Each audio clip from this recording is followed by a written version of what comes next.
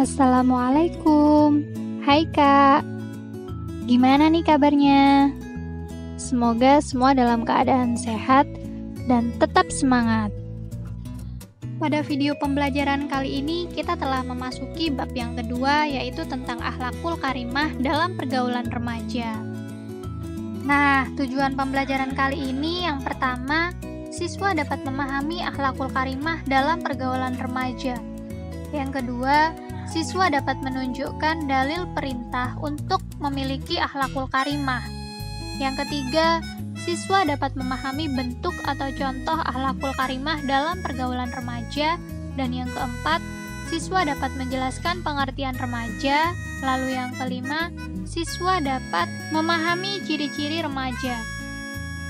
Nah, sebelum Ustazah memaparkan materi lebih lanjut, marilah kita sama-sama membaca basmalah.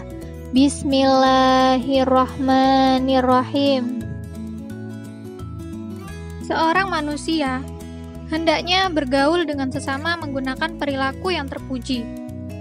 Dalam pergaulan, manusia tidak bisa lepas dari bantuan orang lain. Oleh karena itu, manusia disebut dengan makhluk sosial. Nah, tolong-menolong dalam kebaikan termasuk akhlakul karimah. Berakhlakul karimah dalam pergaulan akan bernilai ibadah apabila didasari dengan mengharap ridha Allah Subhanahu wa Ta'ala. Adapun pengertian akhlakul karimah ialah segala sikap, ucapan, dan perbuatan yang baik sesuai ajaran Islam. Islam adalah agama yang sempurna. Islam mengatur seluruh sendi kehidupan manusia termasuk dalam pergaulan. Orang yang mengikuti aturan-aturan pergaulan dalam Islam, niscaya ia akan dijauhkan dari berbagai dampak negatif pergaulan. Sedangkan orang yang mengacuhkan aturan-aturan Islam pasti akan terjatuh dalam pergaulan negatif yang merusak dirinya, keluarganya, dan masyarakatnya. Setiap muslim dan muslimat wajib memiliki akhlakul karimah. Adapun dalil-dalil yang mewajibkan kita untuk memiliki akhlakul karimah antara lain yang pertama, perintah untuk hidup tolong-menolong dalam kebaikan dan ketakwaan. Dalilnya bisa kalian temukan dalam Al-Quran Surat Al-Ma'idah ayat 2, yang artinya, dan tolong-menolonglah kamu dalam mengerjakan kebajikan dan takwa, dan jangan tolong-menolong dalam berbuat dosa dan permusuhan. Perintah untuk memiliki akhlakul karimah selanjutnya yaitu perintah untuk berbuat ihsan kepada kedua orang tua.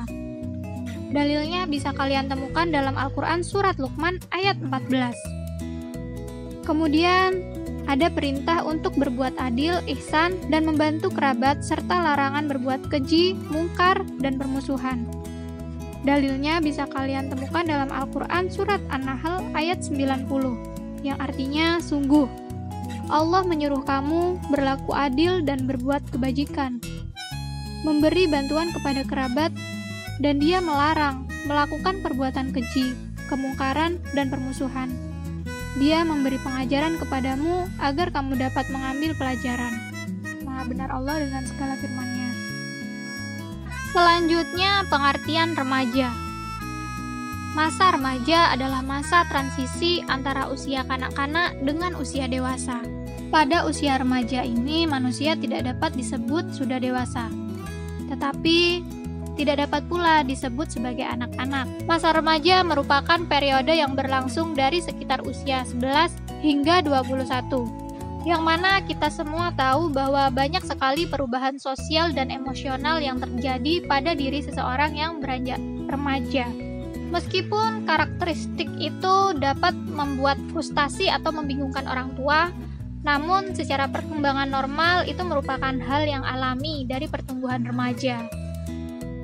Nah, berikut ini adalah ciri-ciri remaja. Yang pertama, suka membantah atau menentang atau menolak atau berontak.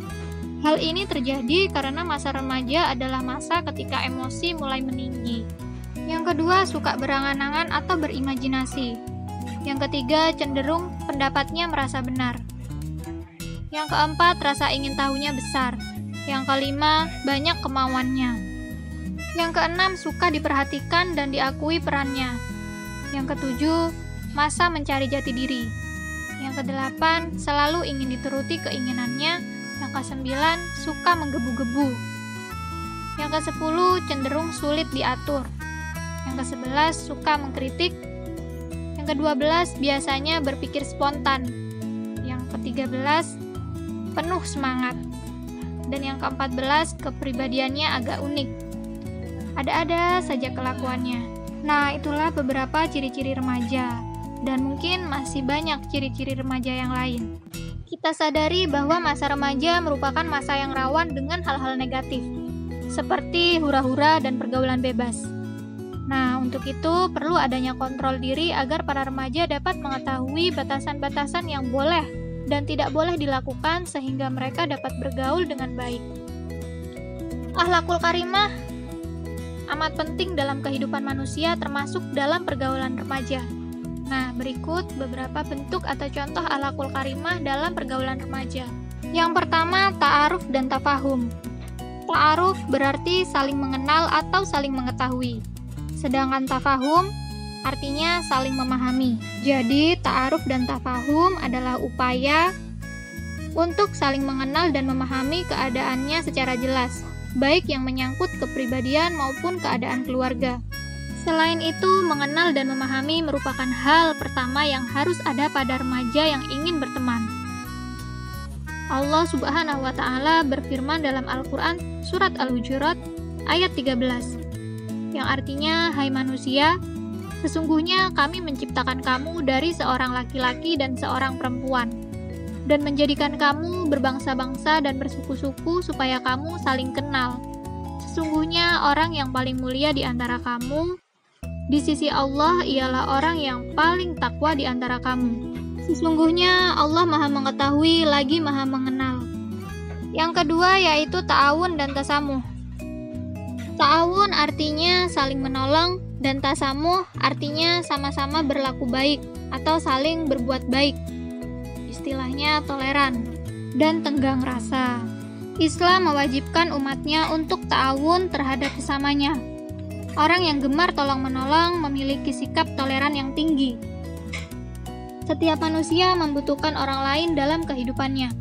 Oleh karena itu, Allah Subhanahu wa Ta'ala memerintahkan untuk saling menolong dalam kebaikan dan takwa. Yang ketiga yaitu jujur dan adil. Jujur artinya tidak curang, sedangkan adil artinya tidak berat sebelah. Orang yang jujur pasti adil, begitu pula sebaliknya.